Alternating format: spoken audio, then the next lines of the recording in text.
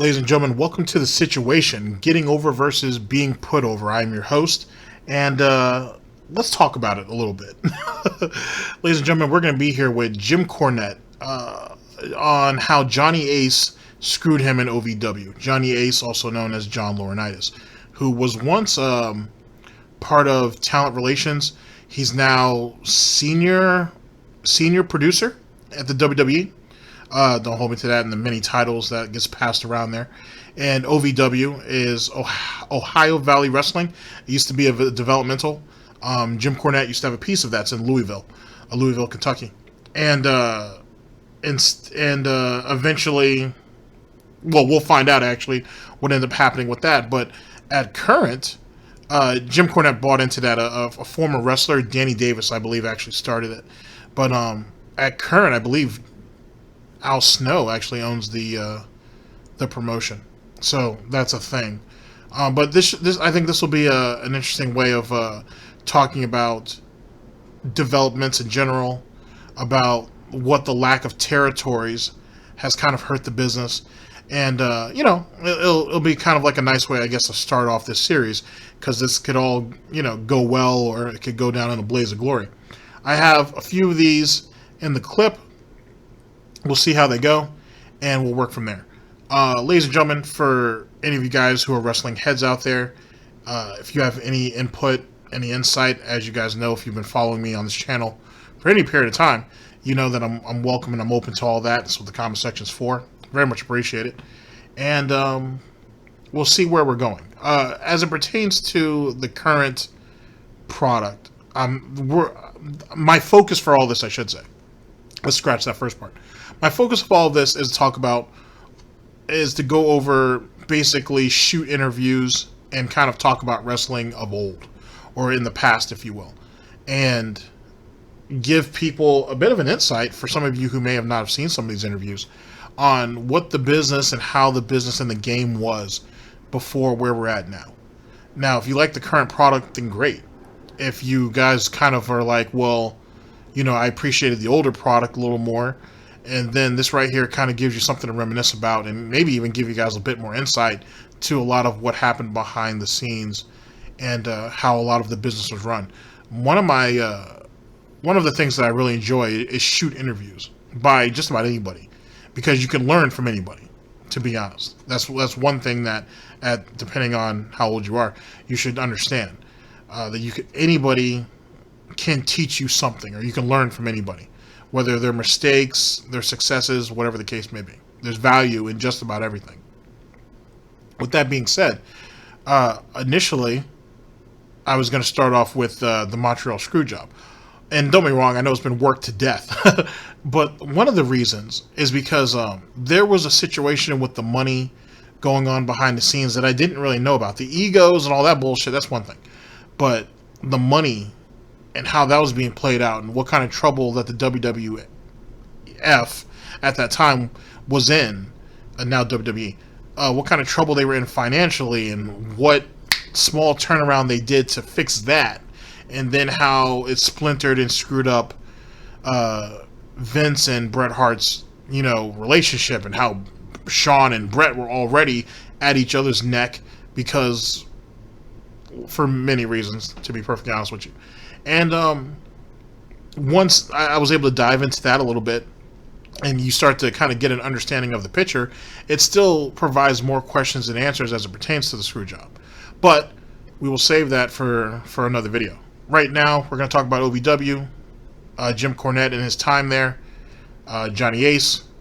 Should be a good video, yet again. I very much appreciate you guys coming out and watching the show. And we'll go ahead and get right into it. I'll make changes to this as time goes on. I'm just kind of now just getting a feel for it. So, womp womp. I'll see you guys in just a second. Before I, give people the impression that I'm speaking of stuff that I don't know anything about, let me say I don't know anything about it, because in 1999, July of 99, I moved back to Louisville, got out of Stanford. Was paroled from the Titan Towers, and that's an ominous way of describing that. Ladies and gentlemen, we're here with we're here we're here with actually credit to Wrestlers vs. the World. The video itself is Jim Cornette on how Johnny Ace screwed him in OVW. I will have the link to the original video down in the description, so if you guys haven't seen it before, or just so you don't have to listen to it with my annoying inputs, you can go ahead and actually do that. It's a great channel. There's a lot of shoot interviews on there. There's a lot to learn from that channel, amongst many. There's a lot of great shoot channels out there. Shoot interview channels, I should say. So that's something that you guys may want to take into consideration moving forward. All right, so let's hear about Jim Cornette's time there, and I'll cut in where I can. And remember, ladies and gentlemen, this is all one big kind of learning experience for me. So, like I said, if you guys have any feedback, or if there's something that I've messed up and you want to go ahead and correct it, by all means, I very much appreciate it. So, here we go. Briefly, it was my deal. I had been up there. I'd been on creative for a couple of years, and I was glad when I got the job, and I was glad when I got rid of it. And I'd worked in the television studio, which I loved doing color with Jim Ross doing play-by-play. I learned so much. I loved announcing with JR. Everybody liked our work inside the office, and the viewers, except for Kevin Dunn, the executive vice asshole. I mean, president of Titan, or WWE, whatever they're calling themselves these days, stay ahead of the law. We were First thing about Kevin Dunn. So Kevin Dunn is, if you guys have watched any Jim Cornette interviews, he's the one with the kind of like the beaver teeth in the front. And apparently Kevin Dunn's father, I guess, actually worked for Vince McMahon early on, and he has saved some very important tapes that somehow his car got on fire. He was able to get in there and get into this trunk, I guess, or whatever the case may be, grab the tapes before they were lost, and the McMahons were very grateful to him for that. So basically, Dunn and his family have jobs for life. So you can't say that the McMahons don't reward loyalty. So there you go on that. That's the Kevin Dunn thing. And Jim Cornette has plenty to say about that situation with that gentleman. So hopefully we can go over that at one time or another. As it pertains to creative, a little bit. When Jim Cornette was offered the job for creative, if I remember correctly, it was only like a couple $100 extra that he was getting paid to do so. But I think they only had to meet up like once a week, maybe twice a week. So I guess that's not too bad, given the amount of experience he gets to actually talk to. Excuse me. And work with people like Jim Ross, Bruce Pritchard, Pat Patterson, Vince obviously directly, and a few others. He gets to talk to these individuals on a much more casual basis, despite the fact that it's about business. He gets a better insight to their personalities and how they look at the business. It's an educational experience, to say the very least. So I'm sure it was worth it, even if he was only making a couple $100 extra on it. Now I could be wrong, but I'm pretty sure that Jim Cornette said that he was only making like a couple $100 doing it. So when he ended up leaving, because he got tired of Vince Russo and his bullshit, it wasn't a big loss, because he had already formed relationships with most of those people, so he didn't have anything really to lose. So that's just something to think about. It wasn't really a big loss when he ended up leaving creative. As for his experiences, or his time, I should say, with Jim Ross on commentary, I thought they were great. You know what I'm saying? When you go back and look at the old videos, a lot of that I saw on YouTube, they were great together. And what I didn't know, it was a Southern thing, though, is the reason why they ain't broken them all up. But I thought they were great together, to be honest. I mean, don't get me wrong, I really like Jim Ross and Jerry Lawler, too. I also feel like they're great. I definitely would take... I mean, then again, I would take Jim Ross. Jim Ross with anybody is great, to be honest. Because I'm not a fan of Michael Cole. I feel like there's nothing... I don't know. Michael Cole just never really worked for me, for whatever reason. I just never liked how he did it. But that's just my way of it. But then again, that's the reason why Jim Ross is the best in the business, even now. You know what I mean? You got someone who has so much knowledge, so much experience, and who can... and presents it to you in a way... No, presents it to you in a very straightforward manner. You know what I'm saying? And you can take it in. He doesn't have to overreact. He doesn't have to do any of these extra. He just presents you with the facts, which is all it really takes. But he has good delivery too, I think.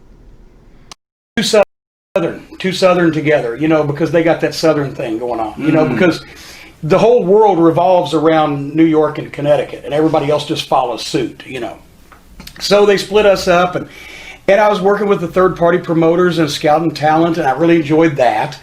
But at the same time, I was living in Connecticut, and I was in jail in Baton Rouge one time. I enjoyed that just a little bit more than living in Connecticut. So they were training guys in a warehouse. And this, in the warehouse at the TV studio, Tom Pritchard was working out with Sean Stasiak was there, and Kurt Angle started out in the warehouse, and a bunch of guys that name some you'd know, some you wouldn't. But there was the sawdust fumes when they were building sets, and the guys that dubbed tapes would stop by, and they'd be eating lunch and watching the guys work out, and it was just a cold, dry, feedbackless atmosphere. And every once in a while they'd do a spot show in Massachusetts. And I went to Jim Ross because I'd gone back home to Louisville and run into Danny Davis, my old friend, who I'd managed when I started in Memphis in '82, and he had opened up a wrestling school in Louisville that had become somewhat successful to where that he started running house shows, little spot shows, and then he got a television on a low power station, and he was doing things on a shoestring, but he could train guys, and it was successful, and it was also in my hometown, and I knew it could be more successful. So I went to Jim Ross and I said, it's only a matter of time because I've run through a number of things here that they have me doing, and for one reason or another, either, me and Vince Russo butted heads on the creative thing, or me and Kevin Dunn butted heads on the TV thing, and also one of these days I'm going to prison because I live in Connecticut, and I'm going to flip. How about if I move back to Louisville and we start an official developmental territory? Because they've been sending guys to Memphis to work for Lawler, to work for Randy Hales, but they were only running 3 shows a week or so in the live TV, and there was no place for guys to go to school there. It wasn't full service. So anyway, I said I would go back to Louisville and work with Danny, and we would contract, because I bought a piece of OVW, quite frankly, because I wanted to promote wrestling in my hometown and live there. And we contracted with the WWE to serve as a developmental program. We would take guys and we would give them experience on live events and on doing television, and also a school where they could actually train, and that way we could restock the shelves, because when the territories went away, the training ground went away, and you had inexperienced talent. Guys were getting hurt, guys weren't ready for prime time, whatever the case. Let's start this now, because in 5 years we're really going to need it. It's what I said in 1999.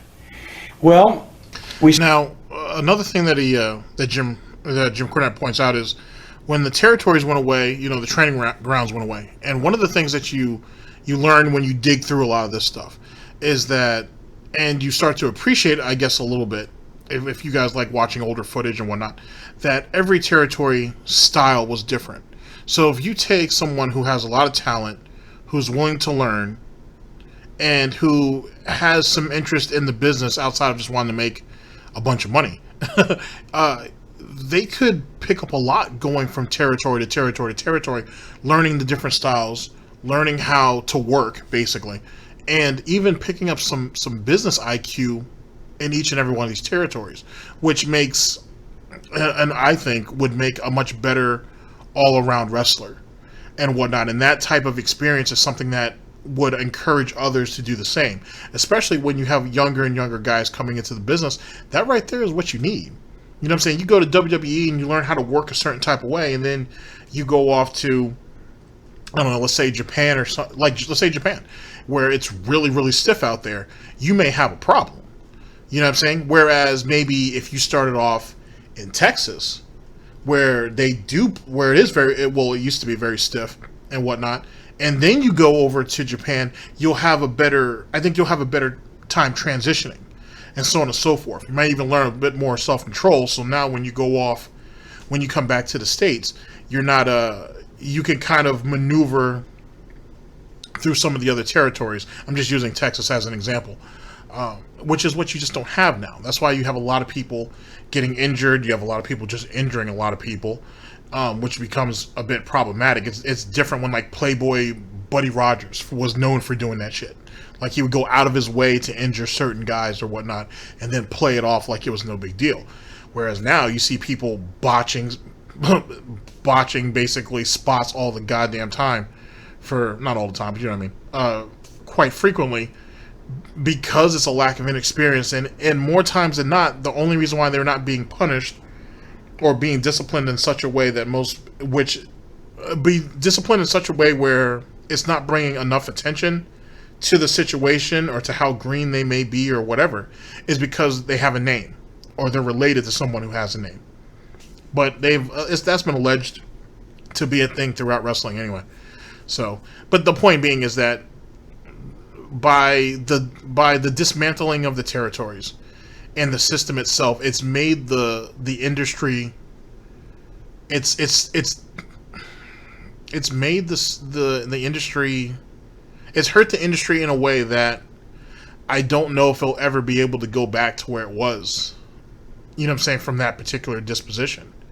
You know what I mean? Because you got to think all those guys who were in those different territories and so on and so forth, they're getting up there in age. You know what I'm saying? A lot of them are slowly but surely passing on, and you have a lot of these younger guys who don't really want to listen. Some do, you know, which is always fortunate, but not everybody.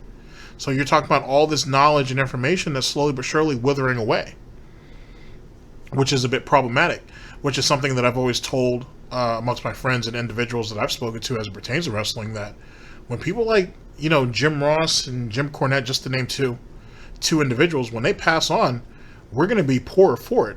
If you're a wrestling fan or enthusiast or just someone who may be wanting to come into it a little later, it's going to be a sad situation once these individuals are gone. If we don't, I'm not saying, if we don't pay attention to how history was now, we're going to be in a worse off situation because of it. You know what I mean? The whole concept of sports entertainment isn't a terrible thing. At the same time, it's being presented at times as a joke. You know what I'm saying? Almost as a circus act, if you will, which is kind of like how wrestling initially started. But even more overpaid in some situations and even more disrespected. And that doesn't, and I'm not, when I make that type of statement, I don't mean that for every wrestler out there or even for every promotion, and not even completely to the WWE for all intents and purposes. But there needs to be a change, and it needs to happen soon. You know what I mean? Especially given our current climate. You know what I'm saying? It's going to be rough. You know what I'm saying? It's going to be very, very rough. If you're not going to be able to perform in front of audiences of people, then guess what? That means the performance itself needs to be better, right? You know what I'm saying? Like in battle rap, for example. If these guys can't actually perform, if you will, in front of an audience of people now, and they're in a silent room and pretty much battling each other, that means these dudes really need the rap. All the theatrics and all that extra stuff is gone now. Now delivery is important. Lyrics are important. Bars are important. You don't get the luxury of being hyped up by the crowd anymore. It just has to be good. You know what I'm saying? So I think that's what we're gonna have to look at for a while until COVID-19 really is really squared away. Everybody's kind of waiting for it to die down. No, we need to get it squared up. This is what the business is looking like, and I think that's going to be rough moving forward. But we'll see. All I'm saying is history is a great teacher. Started it, and with Jim Ross, who understood wrestling and who understood how to relate. I'll tell you a story that Bill Watts told me that illustrates how Jim Ross would work with you. Bill Watts said that Vince McMahon Sr., back in the 70s, 80s, if he wanted, let's say, you know, Bill Watts' top heel was Waldo Von Erich. If he wanted Waldo Von Erich, Vince Sr. was going to get Waldo Von Erich because the Northeast, Madison Square Garden, he could pay guys more money than they would make in most other territories. So if he wanted a guy was going to go. But at the same time, he didn't just rape every territory of talent. Wish his son would have followed suit. What he would do is he'd call Bill Watts. He'd say, Bill, I really need Waldo starting TV on September 20th. Can you make him available for me? Well, of course, Vince, I'd be glad to. Thank you, Bill. I'll give you an extra week of dates on Andre. Andre, right, sure. And then there's a week of sellouts in the territory. So it was, you worked together. Jim Ross understood that we were... I think with Vince, though, I think why maneuver around other people like that when you can just have everybody. But then that ends up being problematic because now you have all these guys and you can't even utilize all of them. And you certainly can't even, it's starting to get harder and harder to utilize certain people properly. It goes, but then again, I mean, here, let me, this was from a Great Shoot interview I saw where, I think it was Bruce Prichard and Jim Cornette were talking about the situation with Paul Bosh and Vince McMahon Jr. when Vince was moving his way into Houston, and they were supposed to basically Vince took over. He basically took over the territory, and he took over that Houston office, and I think he was trying to turn it into like a Ticketmaster or whatever.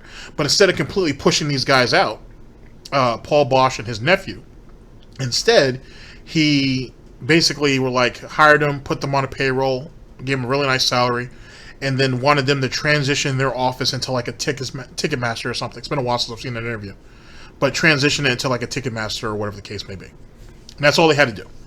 And they supposedly had agreed on all of this, and then the Bosches basically were like, "And you didn't pay us to do that. You paid us to run Houston, not do all this extra stuff. If you want us to do all that, we're willing to, but that's going to cost you more." And Vince was like, "Well, why the fuck would I pay you for that when I'm already doing that? I need you to do this. This is what I'm paying you guys for." So anyway, to make a long story short, after a bunch of really just a bunch of grown-ass men complaining over some nonsense for the most part, Paul chooses to retire. They throw this huge event and whatnot. They fly out all these wrestlers and everything. It's a big show, a lot of money, so on and so forth. And then you start getting into complaints about, well, who gets the gate, who gets this, who gets that, or whatever. And Paul's like, and I guess Paul Bosh was like, well, I want the gate.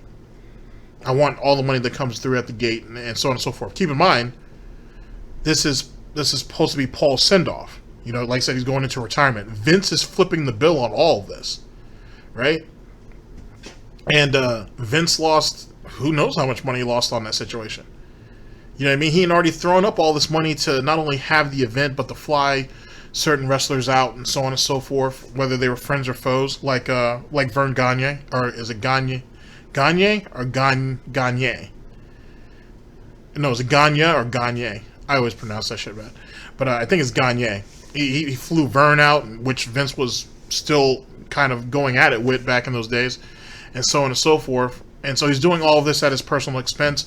Paul Bosh ends up getting the gate, which is even more money that's out of Vince's pocket.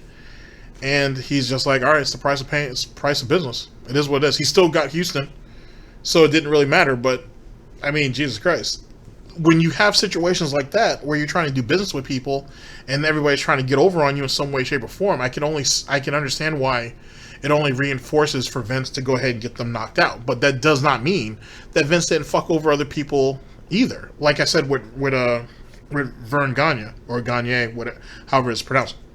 Him and Vince used to accuse each other of pillaging each other's talent, when in actuality they both did it. They both went ahead and took people's talent from each other. A lot of those guys in the territories did. It is what it was. There was very few people who were, what's the term that they used to use for that? For guys who lifers in a territory? Homesteading, I think is what they call it. When you go into a territory, you agree you want to stay there for the long term, and you move your family there and you start roots. There's not a lot of people who do that. And if you did do that, you're more than likely getting a piece of the promotion, right, that you're working for. And there's a bunch of other financial, incentives of doing so. There's not a lot of guys who did that back in those days. And those who did, like I said, you had a very good reason to do so. Like Jerry Lawler had a piece of the territory that he was in. You know what I'm saying? So, even if it is only 3 to 7% or whatever, that's good money, even back in those days.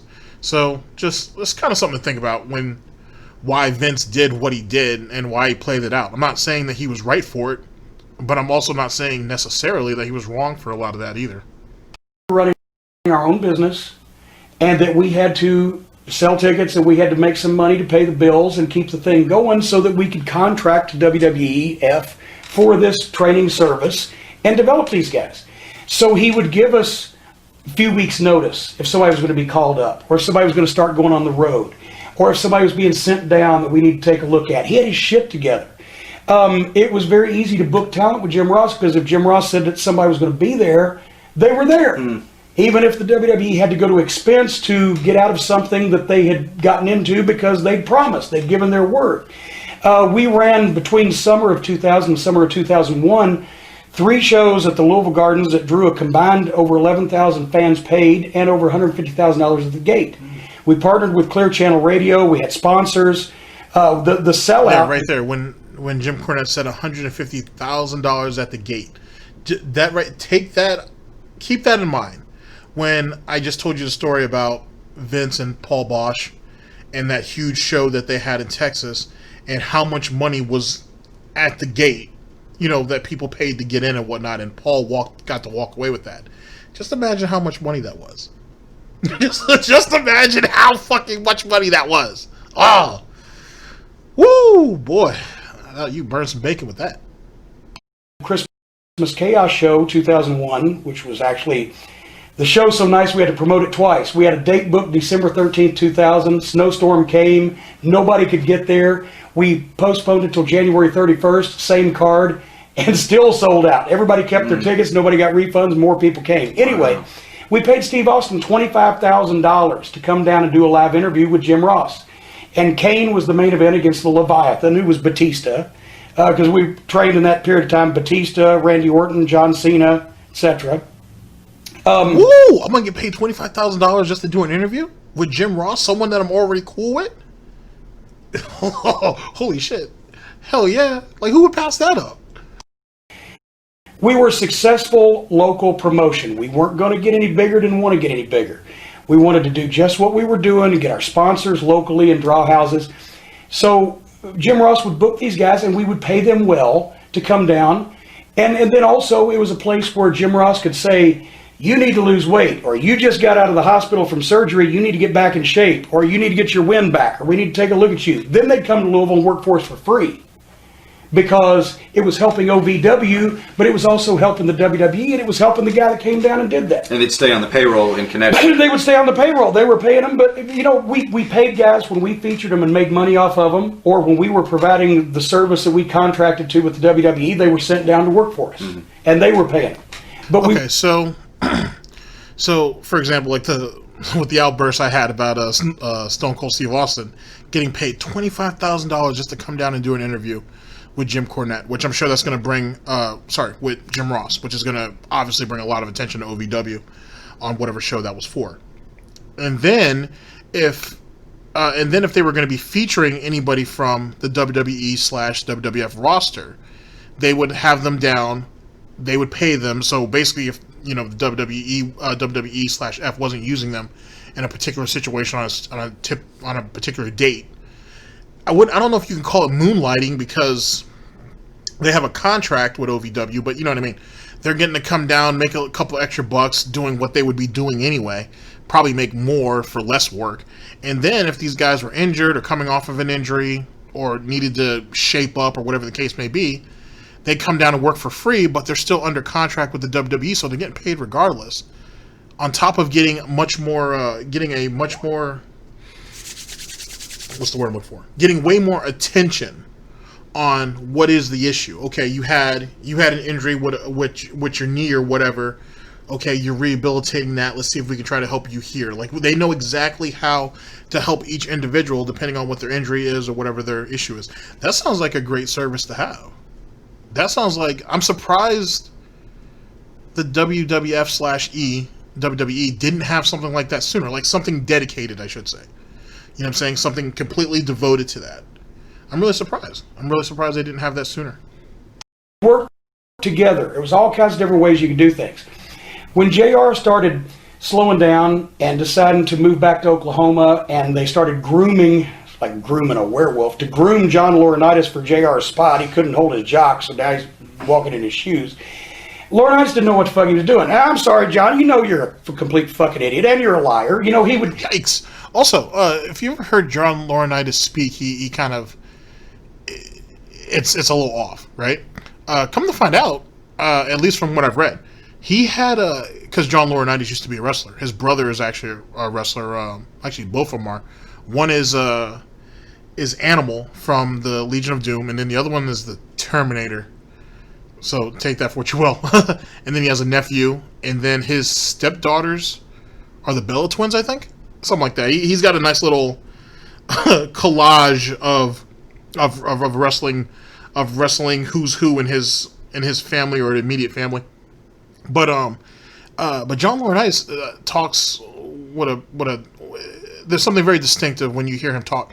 Apparently, when he was wrestling in Japan in his youth, he took a strike to the throat, and it never actually healed properly. So that's the reason why he sounds the way he sounds. Very interesting stuff. But then again, that goes back to what I told you too, man. Japan's super stiff, man. Very, very stiff. They'll toughen you up out there. And have you ever seen any of those guys after the matches? Black and blue. I remember watching some of like Kenny Omega's matches out there, for example. Jesus Christ, they beat the brakes off that guy. They beat the brakes off him out there. That shit looks like it hurts. Or the old some of the older matches when WCW used to send guys out there to wrestle and whatnot. And guys just come back looking like a mess. Yikes. Then we start. The thing is, does anyone like him? No, not in the world. I haven't met anyone. His own mother slapped the stork that delivered him. They would take guys and they would fire them out from under us. They'd be working for us. We'd have championship belts on them, and one day they wouldn't show up, and we'd get a call from the office. Oh, we had to let them go. Well, are they going to come back to finish up? Oh no! Once we fire them, we give them their notice. We don't let them work anymore, because if they get hurt, then we got to pay them until they're well, because we can't fire people that are injured. So they wouldn't even give us the call saying, "Hey, you better wind so and so up, because he might not be around too long." They just fire people, and we'd never see them again. So you got guys down that are part of your main roster that are down in development, also doing something. And I guess if the guy ends up breaking a wellness policy or whatever term or whatever types of terms in their agreement or whatever, I guess that kind of makes sense. But if you knew, okay, this guy ain't producing, so we're getting ready to let him go. You guys watch, there's a couple of actually really good wrestling channels who cover wrestling news, and you hear about wrestlers getting let go all the time. You would think that you would at least sit there and call development because you are contracted with them and be like, hey, we're about to let this guy go. You may clean him up now. We're going to send him down there, have him drop the belt or whatever the case may be, or finish up the storyline before we go ahead and shuffle them up and off. Unless he had a particular issue that wasn't like that. Let's say the individual he's just not producing. He or she is not producing. Then just send him down to OVW for a couple weeks or a couple months and square him up until, if you're still not seeing any progress out of them, then let them go. I don't know. I guess time is money, so maybe for some of those guys it's not worth it, I suppose. Or they would send guys to us. They'd call us up on Tuesday. Yeah, we're sending so-and-so tomorrow for television. We need you to use them on TV. I can't. TV's written. Well, stick them in. I can't stick them in. I've had the fucking show written. I do this myself. What do you think? We got a fucking crew down here that re-racks all this shit on spur of the moment notice. Why didn't you call me 2 weeks ago? They didn't know 2 weeks ago because they didn't have their shit together. Or one time we were promoting a show at Six Flags Kentucky Kingdom with Randy Orton, who we had on paper from John Laurinaitis, was supposed to be there on that date. And Tommy Dreamer calls us and says, well, he ain't going to be there. He bought a non-refundable vacation for his family. Well, why did he do that? Well, I don't think John ever told him. Then Laurinaitis says, oh, no, it was Dreamer. Dreamer didn't tell him. And Dreamer says, no, that's bullshit. Laurinaitis is the one that was supposed to tell him, because Laurinaitis is the head of this fucking bowl of fruits and nuts. Yeah, I would take Tommy Dreamer's word over John Laurinaitis, because Tommy Dreamer with Shane Douglas, Taz, all those guys, they have a pretty good head for the business in the ring and out and whatnot. So I would have way more faith, in an office setting that Tommy Dreamer would have his shit together like that. Like he understands how all that needs to work out, because you want to do what's best for the business. So I would definitely trust Tommy Dreamer in that situation. Absolutely. You didn't know who to believe. You just pretty well knew not to believe John Laurinaitis. And I'll tell you a story. One time, Doug Basham. Here's another guy that they fucked and mind raped and ran out of the business that could have been a great talent. He looked great. His physique was tremendous. He was an old-time worker. He could talk. He was really getting it. He had 7 years experience in the business. I'm using him as my top heel. Danny Davis's nephew. And so he was Danny's first student, and Danny had really taken care. I'm not saying nepotism. I'm saying Danny really took care training him because he was family, and he was good. He was real good. He's my top heel. He's got long hair, and he's cocky, and he's wearing the black leather pants. He's ripped, and he's great, right? He walks in TV one night. He's bald-headed. He looked like a 40-year-old truck driver. I said, well, what the fuck did you do? He said, well, I was at, they had me come to Raw, and Creative wanted to see what I looked like bald.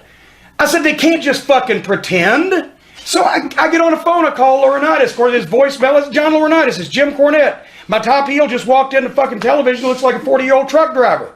Would you please tell this alleged creative team that if they can't fucking pretend or imagine what a guy looks like bald, give me 2 weeks notice, I'll book him in a hair match, I'll shave it, and I'll sell some tickets. Thank you, fuck you, bye. Boom. It was...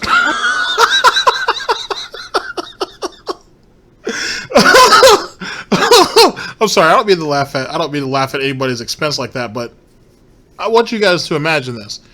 I don't give a damn who the promotion is. You get called up because they want to get a look at you, no matter where you're going. WWE in this case, you get called up. You got long hair, you know what I'm saying, which is part of your look, right? Where you're actually making your money from, because you're not really making your money in WWF, WWE. You're making your money here. You get called up, and they're like, okay, maybe I would assume they asked to see him in the ring and whatnot, and see at least some of his performance.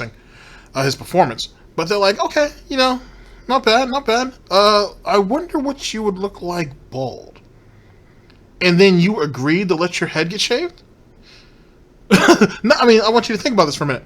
Yeah, I get this is an opportunity, a big opportunity.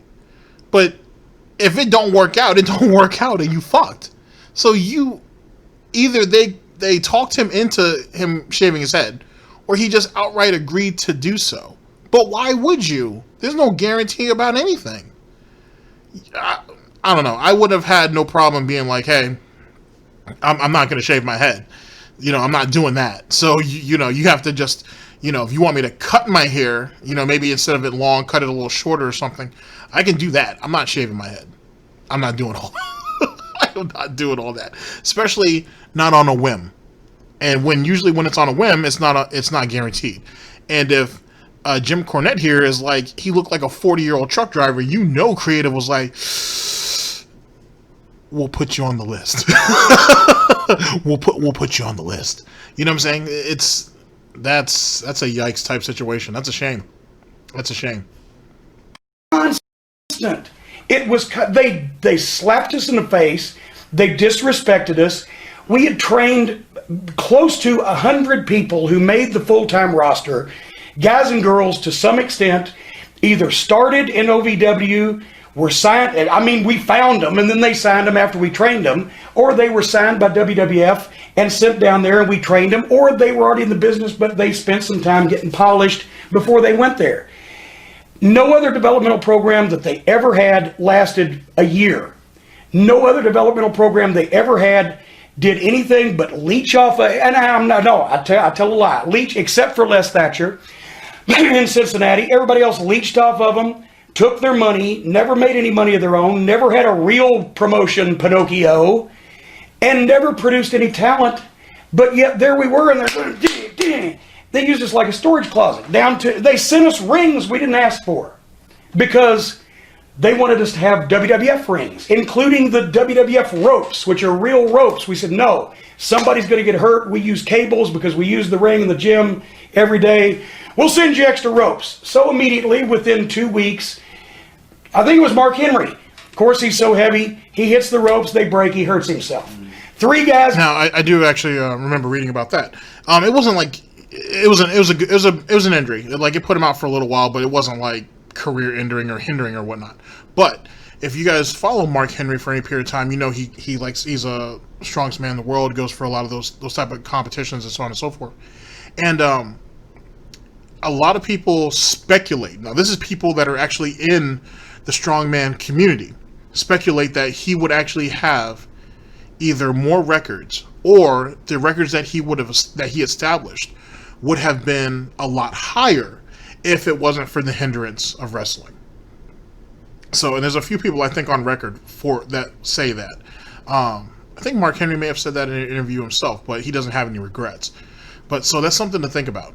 Also, why the hell would anybody up there in WWE/F give a shit whether these guys are working off about whether they're working off of rope or cables?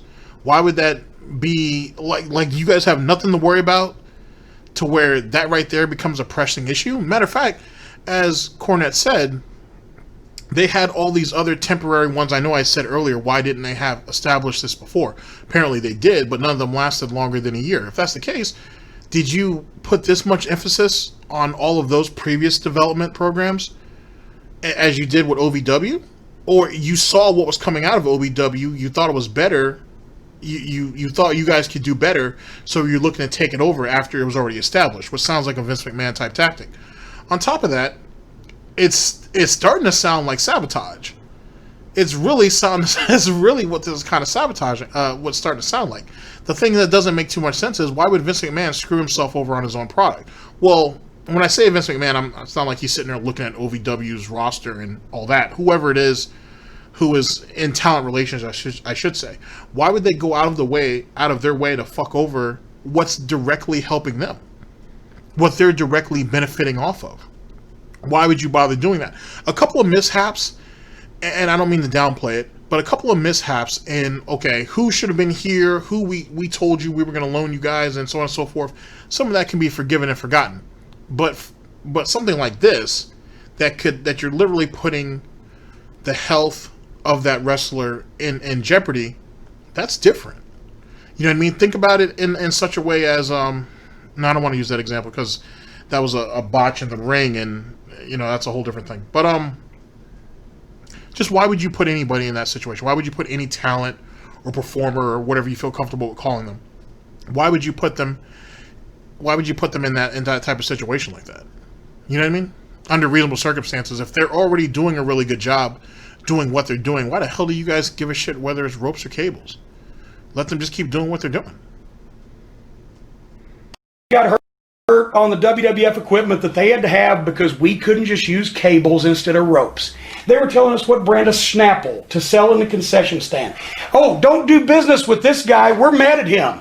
Well, I'm not. He wants to give me money. That don't make me mad. Well, don't do business with him. Are you going to give me the money he was? Oh, we can't do that. He asked for more money, they'd squeal like a pig under a gate. So you would just people think. Wait a minute. Hold on. God damn it. Go ahead. People think that the WWE owned OVW or started OVW or purchased OVW or paid all our bills. I figured it out one time. At the time that I figured it out, they accounted for 30% of our annual operating revenue, not counting profit. Just annual operating revenue, because we sold merchandise. We had sponsors. We ran 120 live events in the course of 1 year. Not in front of tons of people, some of them, but counting the church gyms and the flea markets, we had our guys out in front of people. We ran the Louisville Gardens, we ran Six Flags Kentucky Kingdom, we ran St. Teresa's Gym in front of 62 people. But we were running the shows. We had a television show that was not bumped, preempted, or fucked with by our full cable coverage broadcast affiliate CW network station in Louisville from May 2000 to May 2008. Saturday night at 11 p.m., never been touched. We were doing 2-hour primetime specials on Saturday night leading up to our Louisville Gardens events or for our anniversary shows. We had a real company, and we wanted some respect. Give us notice when you're taking somebody, give us notice when you're sending somebody, and leave us the fuck alone what kind of equipment we want to use, because obviously we're doing a good job. And John Laurinaitis is a fucking moron, and he couldn't leave well enough alone. And for the last year that I had a relationship with him, like this, I'd call up and yell. He'd call up, Jim, you can't do that. It's a publicly traded company. My response would be, we're not even a privately traded company. We're trying to make some money down here. Leave us fuck alone. I yelled at the guy and called him a stupid son of a bitch because he's fucking with my business. Well, you hurt his feelings. He shouldn't have such soft fucking feelings. He's in the wrestling business. And on it went. Until finally, boom, boom, boom, we agreed not to speak to each other anymore. Ever. For the rest of our lives.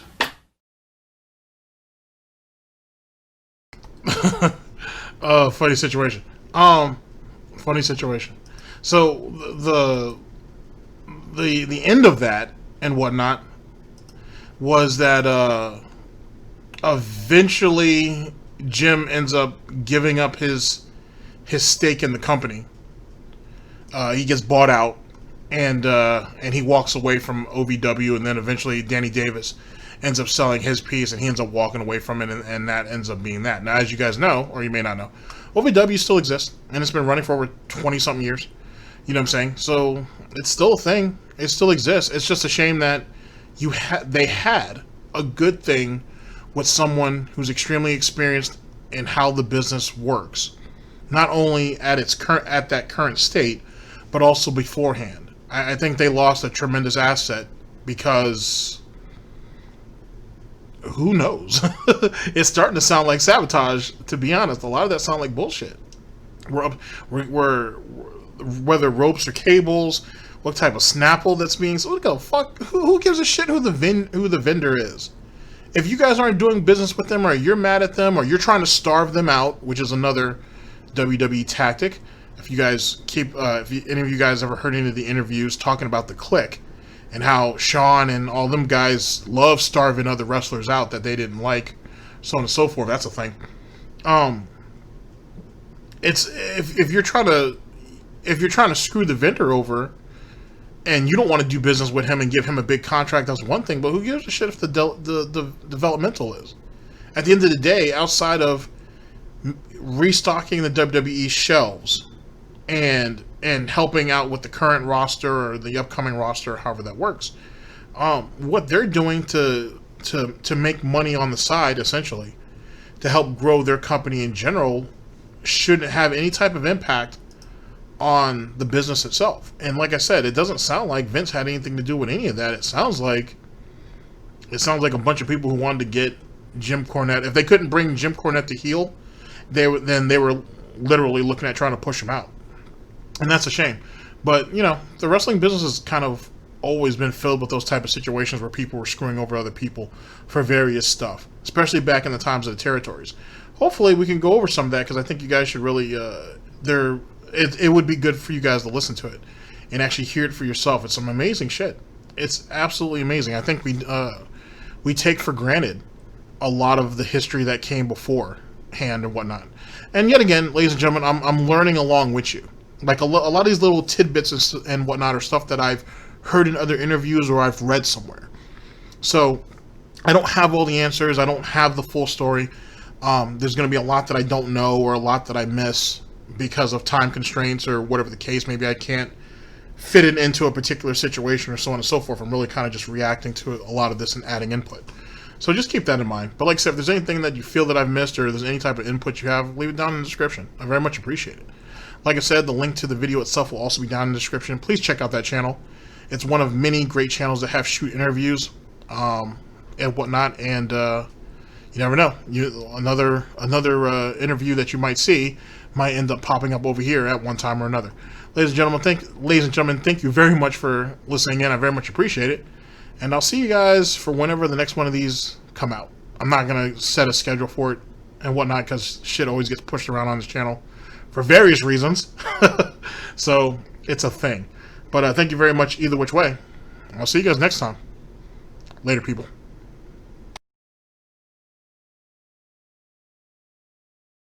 You know, in actuality, I really want to just say thank you, fuck you, bye, bacon. But we'll see. We'll see.